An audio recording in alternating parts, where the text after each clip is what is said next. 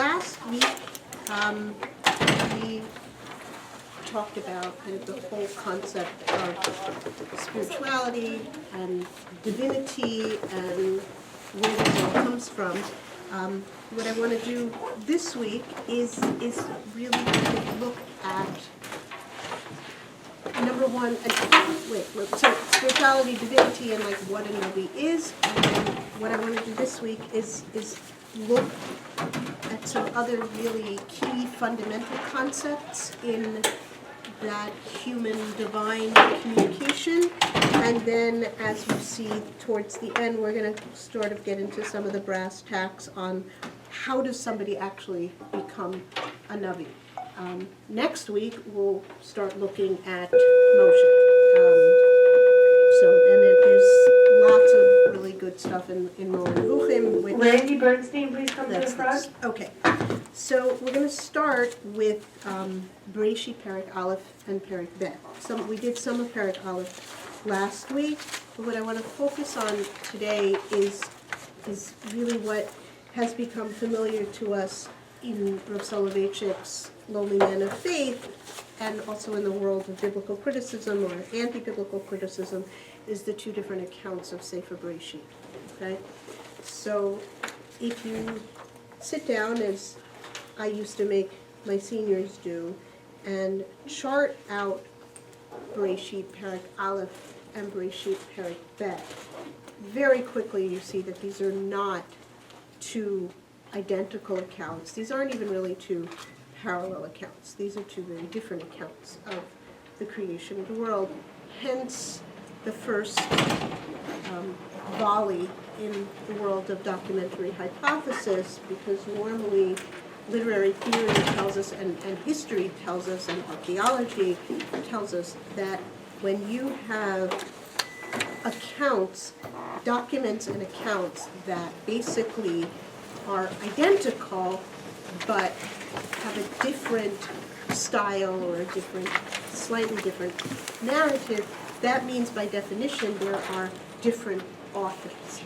And there's a huge body of study and literature that posits that even what we call Chamisha Chumashei Torah, even the first four books, which we incontrovertibly believe are divinely authored or dictated or whatever, have multiple authorships. And you can look at books that are going to look at the usage of different words and different forms, and that's not my point here. I'm establishing kind of fundamentally here that from a religious point of view, Sefer Bereshit, Shemot, V'Yikra, V'Nidbar are not works of literature. They're just not. They are works of theology. They use words, obviously, because it's the only method, and we're going to actually talk about that a little bit more. That's the only method by which the divine can communicate with the mortal. But they're not works of literature. They are not subject to the same tools of analysis as literature is subject to. Parshanut is not literary analysis. Parshanut is fundamentally homiletics. Rabbi Dr. Mordechai Cohen wrote a really fat, really expensive book that his wife was kind enough to lend me that talks about the difference between homiletic and hermeneutic, fancy pants words for Parshanut approaches to text versus literary approaches to text. So that being said, there are significant differences between Perek Aleph and Perek Bet. The most significant ones are, first of all, in Perek Aleph, God is referred to as Elohim, which I wrote out this way because that's what my husband recommended that I do. I'm using the word so that we all know what we're talking about. So that is the only name of God that's present in Perek Aleph, as opposed to in Perek Bet, where it is what we call the divine or intimate name of God, the name that is spelled out with the Yud, the Hey, the Vav, the Hey. We don't pronounce it the way it's vowelized. That's what's sometimes referred to as the 70-letter name, the Tetragrammaton, which is the 4-letter name. It's that first name of God, which we're going to talk about. that's one key difference. Another key difference that in Parak Aleph is the only place where we find the verb bara with regard to the creation of the world. And in Parak Bet we find the verb yatsar. We established last week that bara means ex nihilo, something from nothing. Yatsar is something from something. And the idea is that once the world was formed, there's nothing new that happens after that. And any other time in the Chumash, when the word bara is used, the Ramban gives a whole long explanation about why this is something qualitatively new, not just quantitatively new.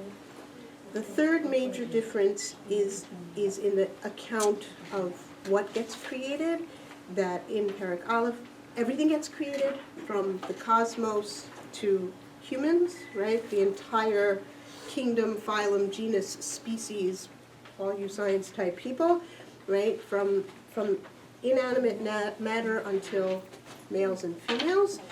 In Parak Bet, basically as a pasuk hey, the world is done and we focus on humans. And then a subset of that, which is where the Rav really takes off in his article, is that in Parak Aleph, male and female are created, and in Parak Bet, male is created, and then we have the whole story of that female is created from male, somehow, hence the word woman, which is from the German von man, which I'm imagining is from Latin, which I don't know.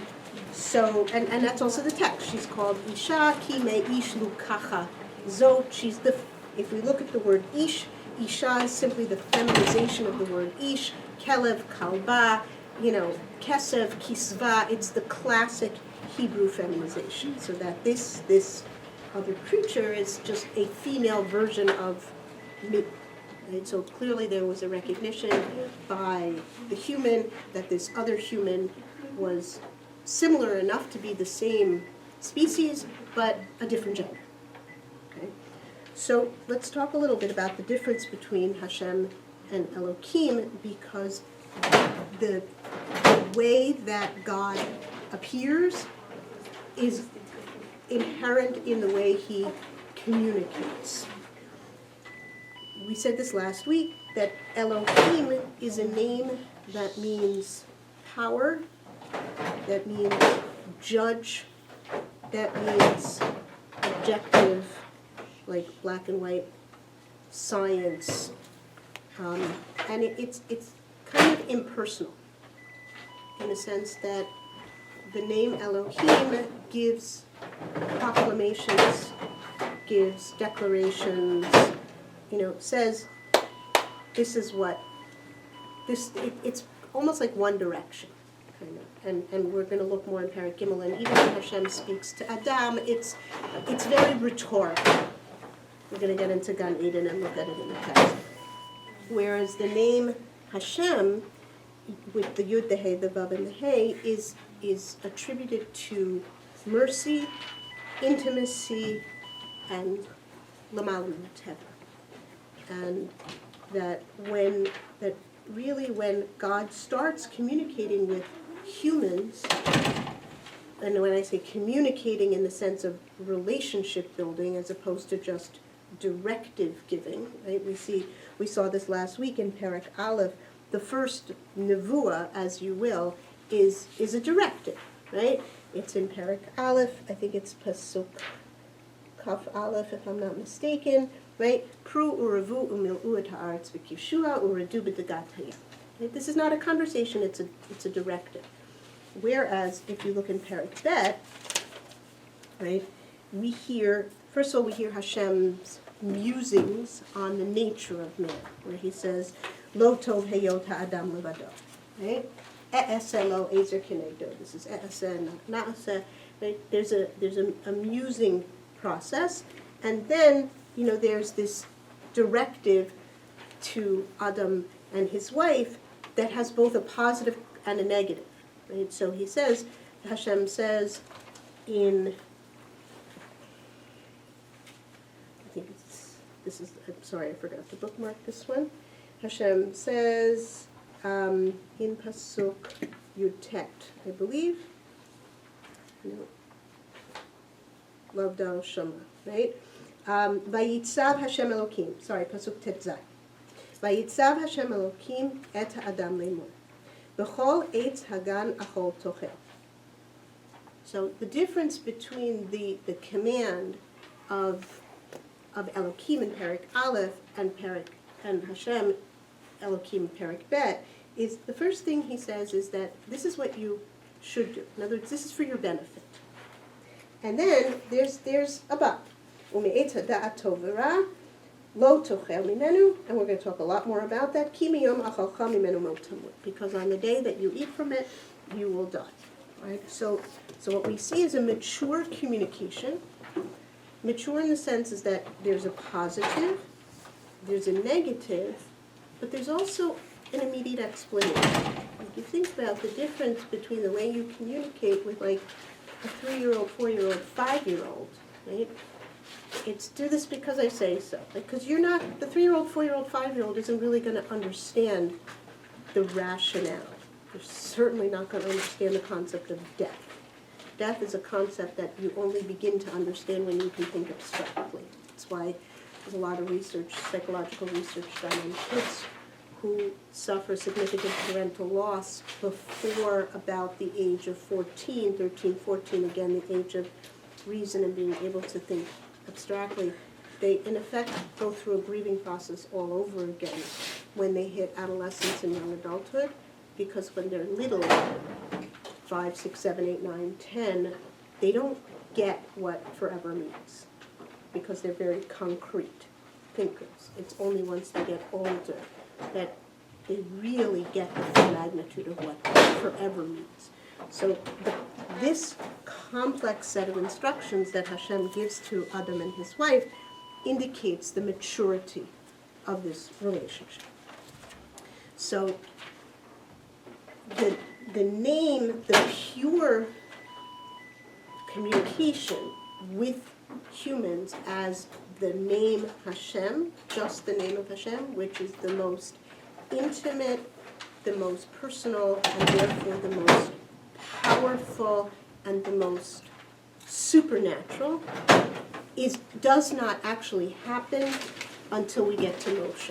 Right? Hashem says to Moshe at the beginning of the era, Ushmi Hashem lo nodati lahem, that this my name, meaning my identity of the true identity of who I am as a, the most personal, I did not reveal to Adam, to Noah, to Cain, to Hevel, to Abraham, Yitzchak, Yaakov. It was like somewhere between Elohim, which is in a way kind of like the lowest level, and Yud Kei Vav Kei, which is the highest level. That's Kel, Chet Shakai, Hashem Elohim, which is a little bit of a, if you will, watered down version. So the way we communicate with God in these early communications is a function of the revelation that we get. Okay, so far so good? Yes, okay. I just want to try and find the, okay. Let's look at what happens in Gan Eden, because it's really by understanding the story of Gan Eden that we can begin to understand how Hashem reveals himself. So I'm going to start off with the Rambam. What you guys have in front of you is part of chapter 32 of part 2 of Moreh Nevuchim. Okay. What you don't have in front of you, and for this I apologize because I just realized now I forgot, is chapter 2 of part 1 of Moreh Nevuchim. If you want to jot down the citation, Moreh Nevuchim, Guide to the Perplexed, part 1, chapter 2. The Rambam says as follows. There are two ways to perceive reality. One is an absolute. Okay? This is a piece of paper. We accept that as objective reality. And I'm not talking Kafka, and I'm not talking surrealism. Right? That's actually the whole premise of surrealism. But in objective, Aristotelian, and Rambam was an Aristotelian terms.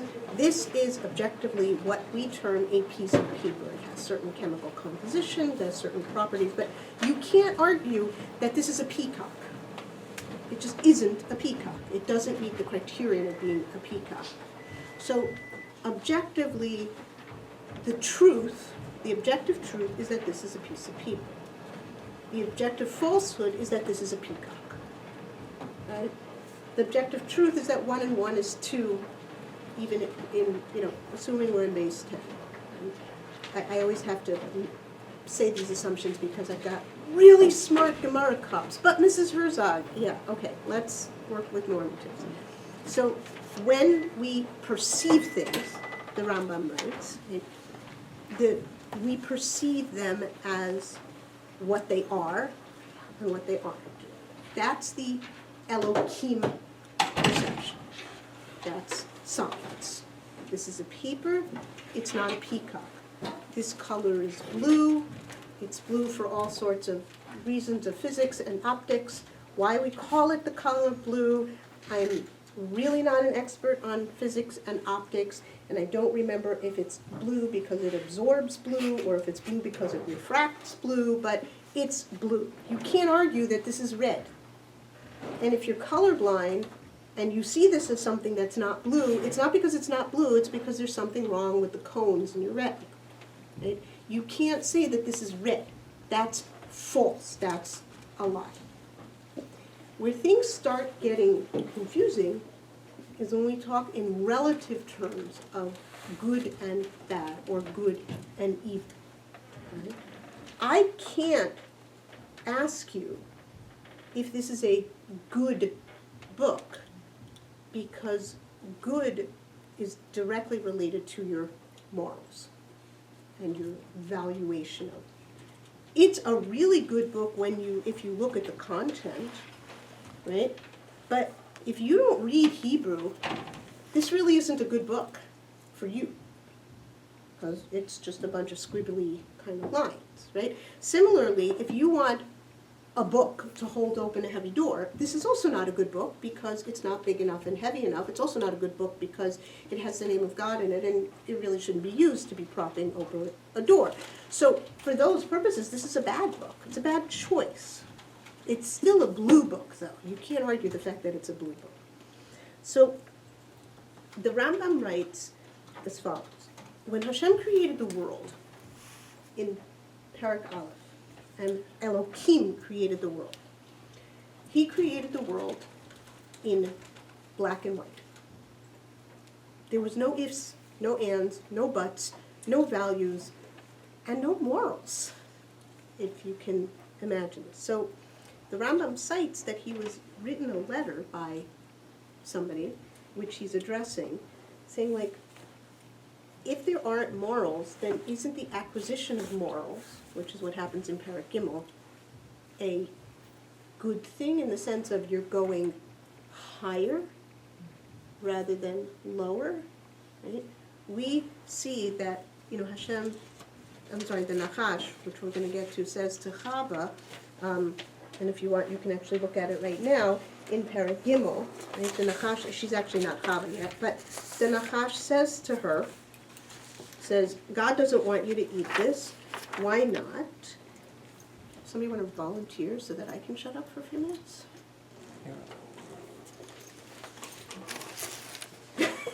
I'm leaving rather than volunteering here. No, we don't have. Oh, you don't have Tanachim. Okay, sorry. So then I'll read. I apologize. I didn't mean to embarrass her. Okay, there we go.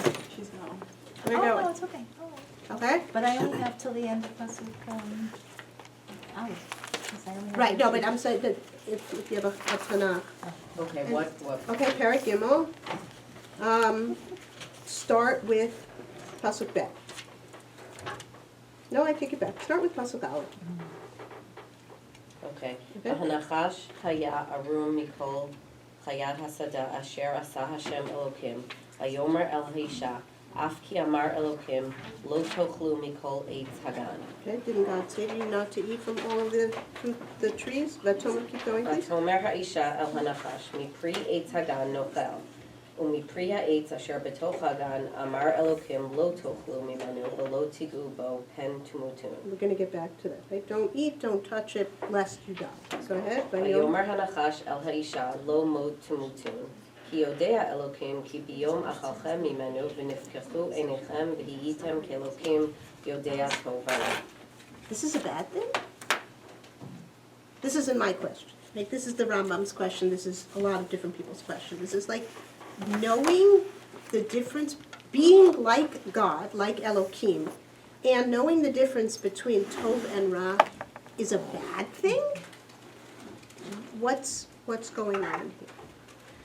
So the Rambam responds, and he says, and I think this is where we're at in this. Okay, so if I can have, let me just make sure we're in the right spot.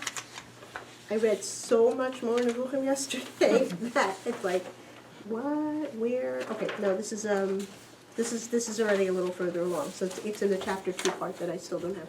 What the Rambam explains is as follows, and the Abarbanel, writing 400 years later, follows suit.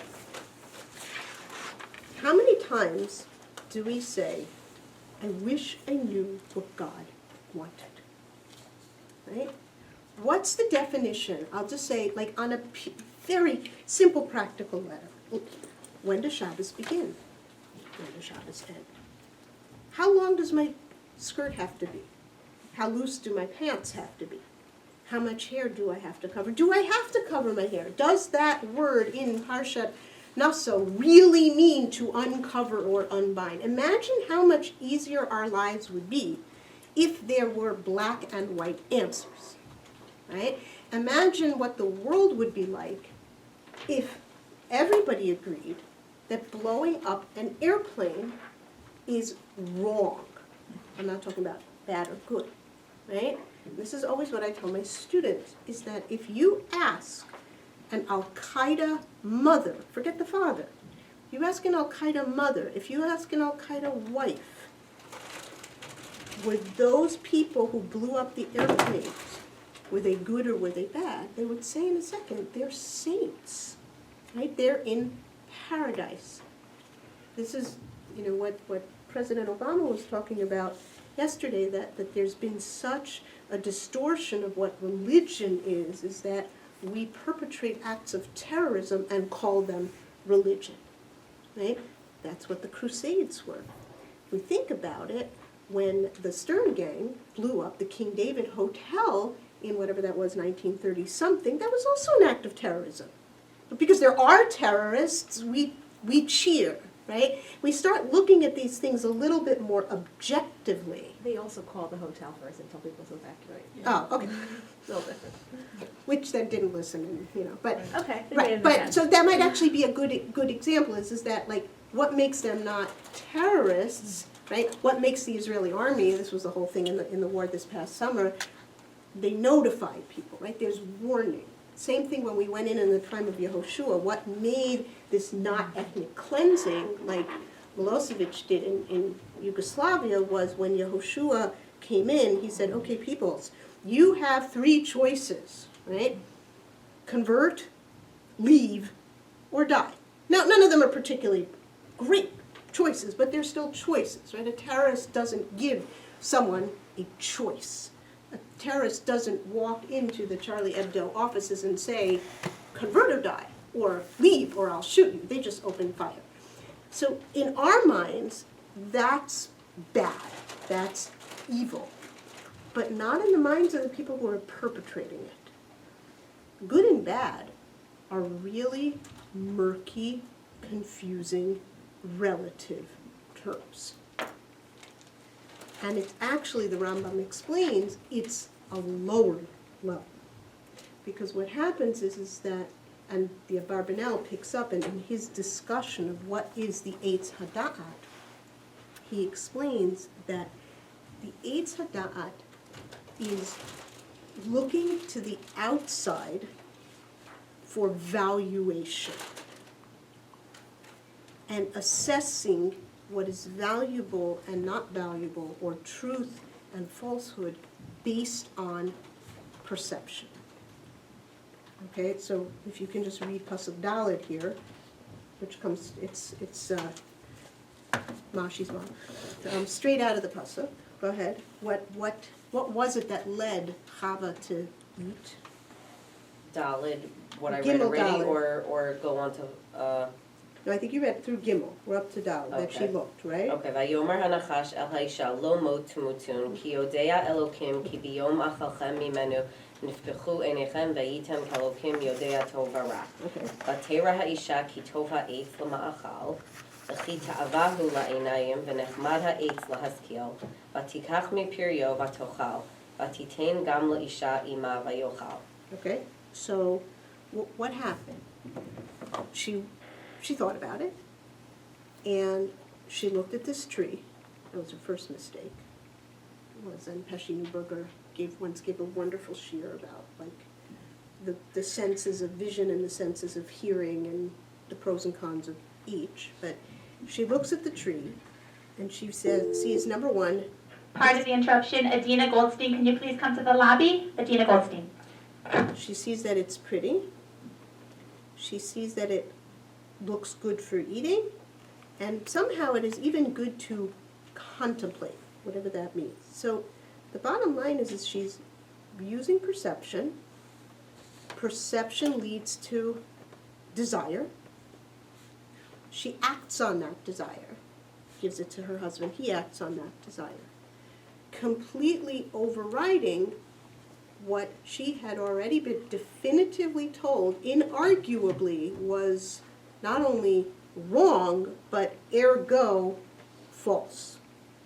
In the pre-Eitz Hada'at world, according to the Rambam and to the Abarbanel and many others, but the Rambam makes this explicit, don't eat that was as wrong as saying this is red.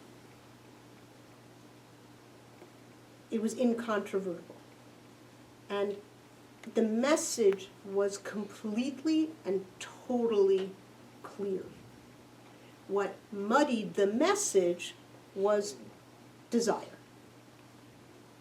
Okay? Desire is a biological, physiological construct, but it is a construct that is limited to things that are mortal and not to things that are immortal. Right? One of the we see the differences between angels and us, and we'll talk about angels. I think the Rambam talks about it here, but if not, we'll talk about it next week. What makes an angel, we say that an angel has no desire, right? Angel just does the will of God. What does that mean that an angel just does the will of God? The angel does the will of God not because it doesn't, quote unquote, have free will, but because the angel doesn't have desire. It's like, I tell you to do X, my instruction of X is so clear that there's no option to do Y. Why would you want to say this is red if you know this is blue? That's stupid. That's beneath your dignity. What happens when desire gets mixed in, that's when you start going wrong. So when Elohim, God, exists in this universe perpetually of right and wrong. There are no ifs, ands, or buts. What the Chachamim in the Mishnah and in the Gemara are trying to do is reconcile on a legal basis how to jive right and wrong with the exigencies of good and bad. Probably the best example of this is all of the various laws that have to do with pikuach nefesh, right? Of saving life. If Hashem says, right, don't shamor et yom HaShabbat l'kadsho, says that in Devar, right? Keep all of the negative commands of Shabbos. Who am I then, as a human being, to say, okay, I'm going to override those negative commands because, there's a fire in my house, so there's no Eruv, but I can take Sifrei Torah outside. Or I can pick up the phone and call 911. Or, my wife is going into labor, I can go turn on the car, which involves, igniting fires and doing, all of the things that happen in Israel, in the Israeli army and in hospitals. Like, that's Chil Shabbos D'Oraisa. But the punishment for violating Shabbos is death. So in God's world, so to speak, you never violate Shabbos. But Chazal knew, because they were humans, and this is this whole idea of lo b'shamayim hi, right? We don't live in God's world. We live in human land. Ergo, law, God's communication, has to be doable in human land, which is really great. That's where we get things like pshara, like compromises, and that's where we get things like making exceptions to the rule. The 11th graders, that I think it is, in my note, they learn in these, some of the laws having to do with abortion, right? And the whole discussion is abortion still considered murder? Like, is it murder that's permissible because you're saving a life, or is the very act of it no longer considered murder because it's life-saving? And that has all sorts of interesting halachic implications in terms of, does the doctor who performs it have to be Jewish? Forget about the age of the fetus or what the danger might or might not be to the mother's life or the life of other fetuses in the case of multiple pregnancies. Yeah, 11th grade. So God lives in this world of emet and sheker. Now that we've eaten of the Eitz Hadat, we live in this world of tov and ra. So the good news is that the attribute of mercy and the opportunity to do tshuva also exist in this world of tov and ra.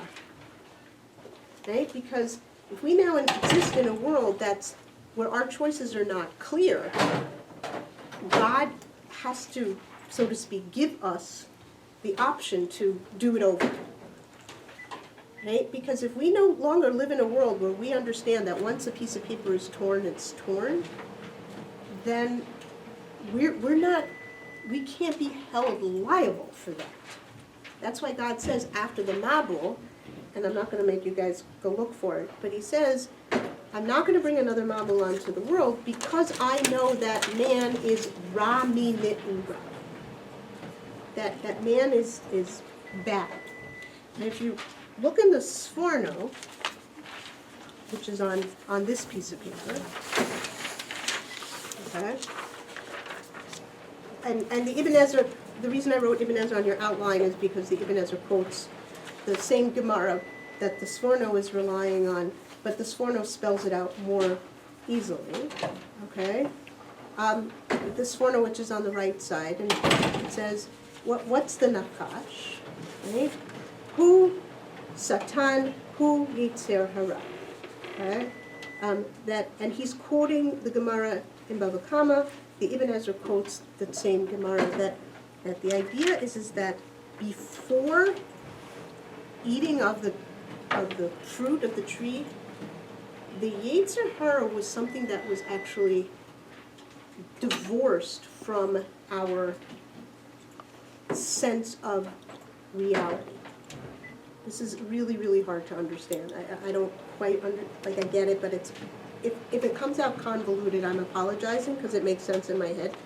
It's like, let's go back again to the idea of the book, right? I know this book is blue. To say this book is red is preposterous. But the idea that this book might be good or bad is kind of an intellectual exercise, because then I have to start thinking about, well, what is the definition of good? What is the definition of bad? What are the properties, et cetera, et cetera? That's what the Gemara means. The Yetzer Hara, that desire that drives us to do the quote-unquote wrong thing, the thing that is against God's will, was an intellectual exercise.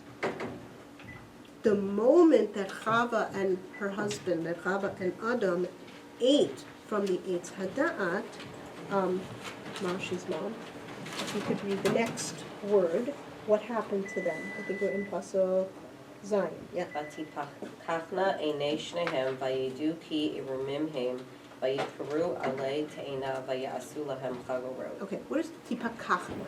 What does that mean? But in what way? We say pokeach ivrim, right? What does that verb inherently mean, right? To open is liftoach. What's the difference between pokeach and poteach? My husband's saying, one is a cook and one is a tough. But, you know, To perceive. right. Pokeach means to perceive. In order to perceive, it's an intellectual process. And what's the next word? Vayed'u. They knew.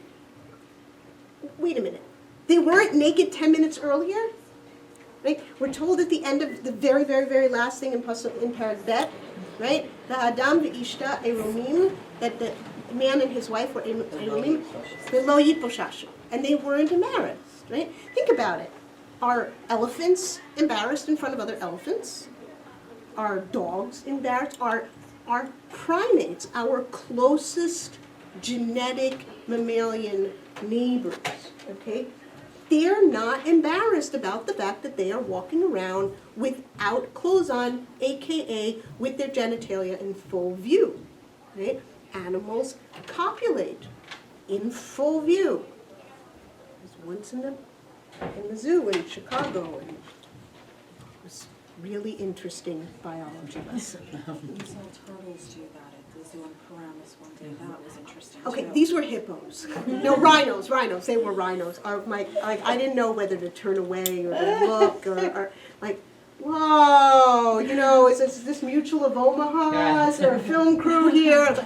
It was both horrifying and amazing at the same time, because I mean, here are these two gigantic creatures. Like, oh, she has like a 2-ton weight on her back. And it was really amazing. It was really like Marabu Ma'asecha Hashem. But, you know, but they had no shame, because shame is based on what is acceptable and what is not acceptable. So what does it mean that they knew they were naked? They knew they were naked 10 minutes ago. Because now all of a sudden in this world of where it's not quite clear what's natural and what's unnatural, all of a sudden desire, and then the desire that's aroused by nakedness, is now not natural anymore. It's like it's tainted. So we're on a lower level. So the challenge of the Navi, and this is where Heschel comes in, the challenge of the Navi is as follows. God lives in this world of Emet and Sheker. We live in this world of Tov and Ra. To quote Shakespeare, never the twain shall meet. But they do. They meet right here, at the mouth of the Navi.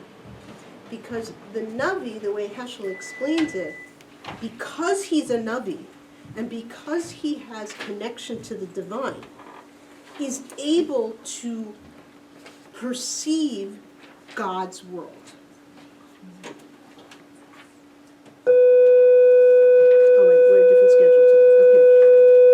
And like the best example, I think Heschel uses this example, is that Yeshayahu yells at the people for having big houses. What's wrong with having a big house? Like, since when is having a big house a bad thing, right? Having a big house means you can have more guests. Have it, you know, if you have the money, Baruch Hashem, have it. What's wrong with having a big house? But what Yeshayahu, what God understands. Varsity volleyball B team, don't forget, lunchtime, you're taking down the volleyball net. Volleyball B team, don't forget, during lunchtime, you're taking down the volleyball net. So it's like, so what God understands is that everything that is going on in the building of those big houses. All seniors, please make your way to room 242 for Mechanechet.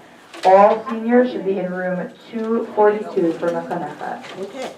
What Hashem sees, he doesn't see a big house. 9th and 10th grade were in the NPR together today. 9th and 10th in the NPR. 11th, you're in the Beit Knesset, finishing up the movie. 9th and 10th NPR, 11th, Beit Knesset.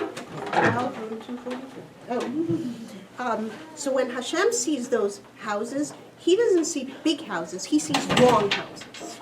He sees houses that shouldn't look that way because those houses interrupt other things happening, like tzedakah being given, okay? Or those houses are built on corrupt business deals or corrupt weight. So it's not the big house. You and I will walk in, wow, this is a really nice house. You get invited there for Shabbat. It's comfortable. The hosts treat you really well. And you're wondering, like, wait, what's wrong with this house? That's the Navi's job.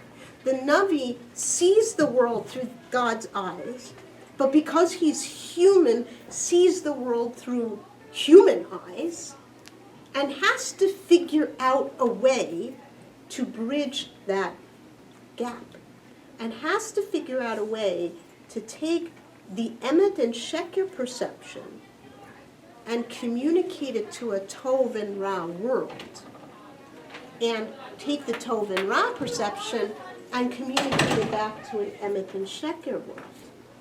So let's go back now to the story with Abraham and Elimelech, which is where we ended off last week, right? Hashem comes to Elimelech in a dream and he says, don't touch her, she's married.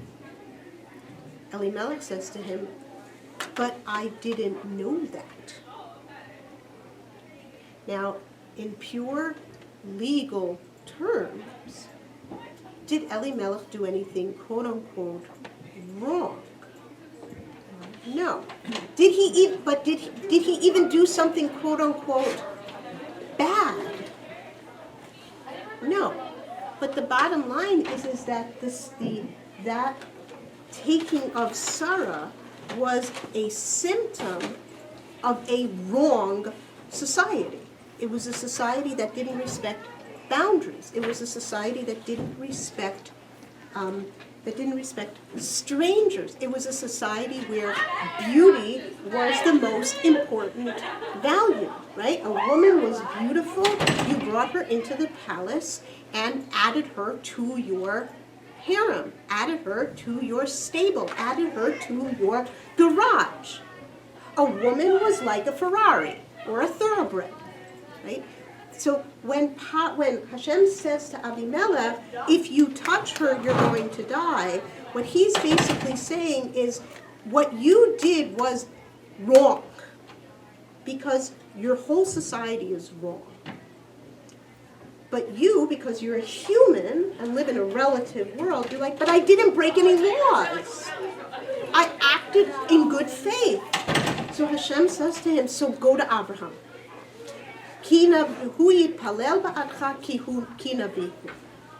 Because the Navi, because he's a human being, he will see Avimelech's quandary through Avimelech's eyes. But because Abraham can also see the world through Hashem's eyes, he can communicate what God is seeing in Avimelech terms, but he can also go back to God and say, look, I know that in your world this was wrong, no question about it, it's a bad society, wrong values, blah, blah, blah, blah, blah. Okay? But let's cut the guy a break. He was acting on misinformation.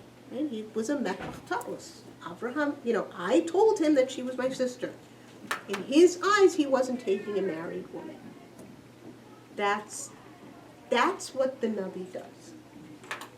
Is he sits on this fence. And the way the Malbim explains it in his introduction to Shir HaShirim is that human beings, being that they have souls, have a piece of God in them. Right? That is a given. In the Malbim's view, what Shir HaShirim is not about the relationship between God and the Jewish people, which is the way Rashi, going on the Medrash, explains it. It's not the relationship between a man and a woman, which is the pshat. But what Shlomo is doing is using this model, the scaffold, as you will, the framework of the relationship between a man and a woman and of the physicality of that relationship as a metaphor for the relationship between the soul and the Creator, and the tension that the soul therefore feels with the body. Right? That basically our souls are these princesses who yearn to go back to their prince, meaning God, but are housed in a physical body, namely the palace, and enjoy the benefits of that body. We like the taste of food. We like beauty. We like music. We like science. We like literature. We like philosophy. These aren't bad things, but they're only things that can be appreciated in the mortal coil. So what happens is that the soul is in this perpetual tension, which is why the princess is leaving and coming back and leaving and coming back, and spoiler alert, it's why she, at the end, she leaves and doesn't come back. Because the only way to really be back together with God is for the body to disappear. The Navi doesn't have that tension. The Navi is the one person who can handle that. And now let's look at the Rambam. Okay, Allison, do you want to do us the honors? Okay. It starts with, it says chapter 32, where it says number 3. The Rambam outlines, it's like there are 3 different perspectives on what is a prophet or how do you become a prophet. Number 1, wrong. Number 2, wrong. Number 3, this is mine, therefore it's right. Okay, and it makes sense. Go ahead. And this language is not mine. This is the Friedlander translation, which I think is like 1903. So just bear with the really archaic English. Okay, go ahead. Yeah, please correct me when I say something wrong. Yeah, okay. The third view as that is that which is taught in Scripture and which forms one of the principles of our religion. It coincides with the opinion of the philosophers in all points except one. For we believe that even if one has the capacity for prophecy and has duly prepared himself, it may yet happen that he does not actually prophesy. It is in that case the will of God that withholds from him the use of the faculty. According to my opinion, this fact is as exceptional as any other miracle and acts in the same way. For the laws of nature demand that everyone should be a prophet who has a proper physical constitution and has been duly prepared as regards education and training. Okay, I'm going to stop right there. We need the English translation of it. Yeah, no joke. What he's basically saying is as follows. Nevuah, or the ability to receive nevuah, is a combination of a physical process, a physical preparation, but much more so a mental process, preparation.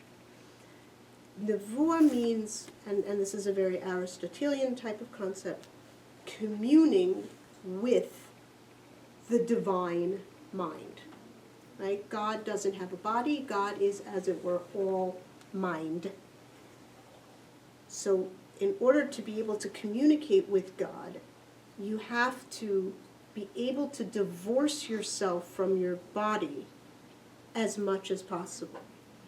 The way the Malbim explains it is in, I think it's the first pasuk actually of Shir Hashirim, or the second pasuk, where she says, that famous line, your kisses are sweeter than wine, right?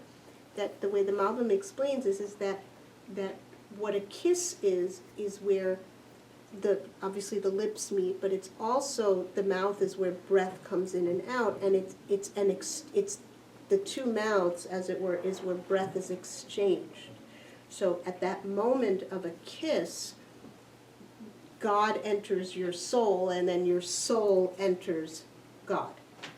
So there's this moment of communion. Now, what the Rambam is saying is that there are 2 aspects to this. Number 1, you have to be sufficiently prepared so that your soul and body are ready to commune with God. What makes you a prophet is God deeming that moment has happened. So it's not just that you prepare for being a prophet, it's that God chooses you for being a prophet. Because according to Aristotle, if you work hard enough and train hard enough, just like you become a gold medal athlete, you can become a gold medal philosopher. And to Aristotle, a philosopher and a thinker and a prophet are all the same thing. The Rambam says no. Prophet has this separate aspect to it. Allison, please continue. If such a person is not a prophet, he is in the same position as a person who, like, You're welcome. thank you, Hebrew, Yerubim. Yerub, Jeroboam. Whatever you said. Yeah. Is deprived of the use of his hand or of his eyes, as was the case with the army of Syria in history of Elisha. As for the principle which I laid down, that preparation and perfection of moral and rational faculties are the sine qua non. Yeah. Thank you. Our sages say exactly the same. The spirit of prophecy only rests upon persons who are wise, strong, and rich. Okay. So what the Rambam is saying, and this is actually in some ways kind of counterintuitive, because when we think of a prophet, we typically think of like a hermit and a guy with long hair, and he's grungy and dirty and all of this. And what the Rambam is saying is that your body has to be fully trained to let your soul go. Right? I don't meditate. I've tried. It's really, really hard. So if anybody in this room does yoga or meditation, and I have good friends, and my sister does yoga, and it's like, it takes a lot of practice. And that's what the Rambam is saying, is that becoming a prophet means your body has to be perfect first, right? It has to go back to that Edenic state of having all of its physical needs met. You have enough food, you have enough water, you have shelter, you're warm, you have an extra layer on days like today. You're in a good mood. You don't have things worrying you. And at that point, once your body is ready, Like an open vessel for can open, right? Yeah. And your mind also has to be ready. And by mind being ready, in the Rambam's view, is you have to know all of biology, all of chemistry, all of physics, metaphysics, a whole bunch of languages, and you have to be able to kind of have this very finely trained mind. But basically, all of your human cells have to be prepared for that metaphysical moment.